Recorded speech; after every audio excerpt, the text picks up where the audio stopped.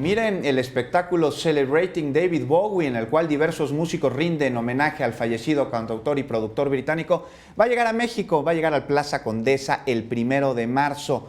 Entre los artistas que se presentarán en la gira se encuentra el pianista Mike Garson. Él es miembro de la banda Spiders from Mars entre los años de 1972 y 1973, y él trabajó con David Bowie hasta su última presentación pública en el año 2006.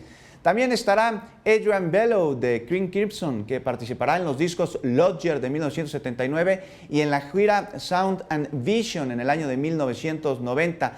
También el guitarrista Jerry Leonard, quien aparece en los discos Hidden de 2002 y Reality de 2003, así como en las giras promocionales correspondientes a estos grandes éxitos.